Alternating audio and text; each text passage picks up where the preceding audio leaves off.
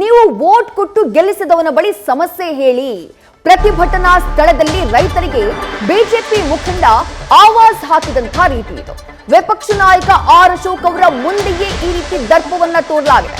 ಮಂಡ್ಯದ ವಿಶ್ವೇಶ್ವರಯ್ಯ ಪ್ರತಿಮೆಯ ಮುಂಭಾಗ ಕಾವೇರಿ ಹೋರಾಟ ಏನ್ ನಡೀತಾ ಇದೆ, ಆ ಹೋರಾಟ ನಡೀತಾ ಇರುವಂತಹ ಸ್ಥಳದಲ್ಲಿ ಆಗಿರುವಂತಹ ಘಟನೆ.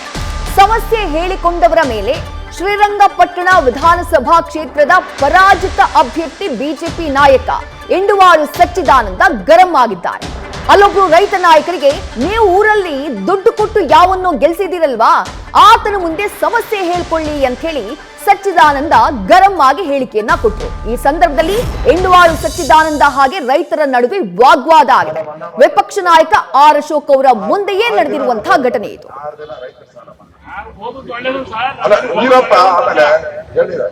ಆಮೇಲೆ ಎಕರೆಗೆ 25,000 ಕೊಡ್ಬೇಕು.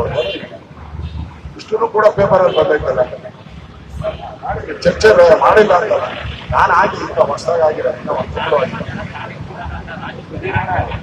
ಮಾಡೋಣ.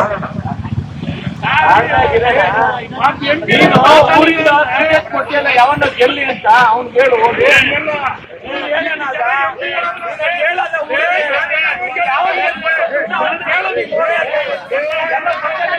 ರೈತರ ಇದಕ್ಕೆ ಹೋದೆ, ರೈತರ ಸಾಲ ಮನ್ನಾ ಮಾಡ್ಬೇಕು ಅಂತ 6 ದಿನ ಹೋರಾಟ ಮಾಡಿ, 6 ದಿನ ರೈತರ ಸಾಲ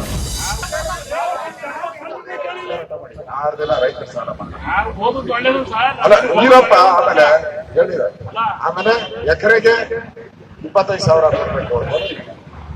ಇಷ್ಟು ಕೂಡ ಪೇಪರ್ ಅಲ್ಲಿ ಬಂದೈತಲ್ಲ, ಚರ್ಚೆ ಮಾಡಿಲ್ಲ ಅಂತ ನಾನು ಆಗಿ ಈಗ ಹೊಸದಾಗಿ ಆಗಿರೋ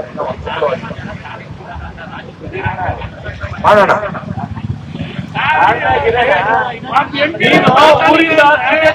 ಯಾವನ್ನ ಗೆಲ್ಲಿ ಅಂತ ಅವ್ನು ಹೇಳು.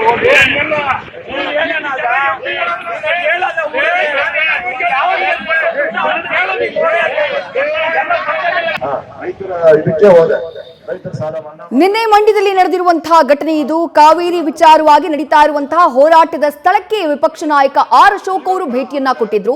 ಆ ಸಂದರ್ಭದಲ್ಲಿ ರೈತರು ಆರ್ ಅಶೋಕ್ ಅವರನ್ನ ಏನೋ ಪ್ರಶ್ನೆಯನ್ನ ಕೇಳ್ತಾರೆ. ಇದೇ ಸಂದರ್ಭದಲ್ಲಿ ಶ್ರೀರಂಗಪಟ್ಟಣ ವಿಧಾನಸಭಾ ಕ್ಷೇತ್ರದ ಪರಾಜಿತ ಬಿಜೆಪಿ ಅಭ್ಯರ್ಥಿ ಎಂಡುವಾಳು ಸಚ್ಚಿದಾನಂದ ಮಧ್ಯಪ್ರವೇಶ ಮಾಡ್ತಾರೆ. ಅಲ್ಲೊಬ್ಬ ರೈತ ಮುಖಂಡ ಚಂದ್ರಶೇಖರ್ ಅನ್ನುವಂತಹ ರೈತ ಮುಖಂಡರಿಗೆ ನೀವು ದುಡ್ಡು ಕೊಟ್ಟು ಯಾರನ್ನೋ ಗೆಲ್ಸಿದಿರಲ್ವಾ, ಹೋಗ್ ಅವನ್ನೇ ಪ್ರಶ್ನೆ ಕೇಳಿ ಅನ್ನುವಂತಹ ಹೇಳಿಕೆಯನ್ನ ಕೊಡ್ತಾರೆ. ಎಂಡುವಾಳು ಸಚ್ಚಿದಾನಂದ ಅವರ ಈ ಹೇಳಿಕೆ ರೈತರ ಆಕ್ರೋಶಕ್ಕೆ ಕಾರಣ ಆಗುತ್ತೆ. ಅದಾದ ನಂತರದಲ್ಲಿ ಎಂಡುವಾಳು ಸಚ್ಚಿದಾನಂದ ಹಾಗೆ ರೈತರ ನಡುವೆ ವಾಗ್ವಾದ ನಡೆದಿದೆ.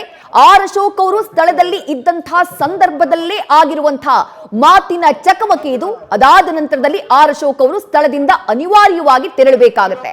ಬಳಿಕ ಅಲ್ಲಿದ್ದಂತಹ ಪೊಲೀಸರು ಎಂಡುವಾಳು ಸಚ್ಚಿದಾನಂದ ಅವರನ್ನ ಕೂಡ ಸ್ಥಳದಿಂದ ಕಳುಹಿಸುವಂತಹ ಕೆಲಸವನ್ನ ಮಾಡ್ತಾರೆ. ಕಾವೇರಿ ವಿಚಾರವಾಗಿ ಹೋರಾಟ ನಡೀತಾ ಇತ್ತು. ಮಂಡ್ಯಕ್ಕೆ ಭೇಟಿ ಕೊಟ್ಟಿದ್ದಂತಹ ವಿಪಕ್ಷ ನಾಯಕ ಆರ್ ಅಶೋಕ್ ಅವರು ಆ ಹೋರಾಟಗಾರರನ್ನ ಭೇಟಿ ಮಾಡುವುದಕ್ಕೆ ಅಂತ ಹೇಳಿ ಅಲ್ಲಿಗೆ ತೆರಳುತ್ತಾರೆ, ಪ್ರತಿಭಟನಾ ಸ್ಥಳಕ್ಕೆ. ಆ ಸಂದರ್ಭದಲ್ಲಿ ಈ ರೀತಿ ಮುಜುಗರಕ್ಕೆ ಈಡಾಗುವಂತಹ ಪ್ರಸಂಗ ನಡೆದು ಹೋಗಿದೆ.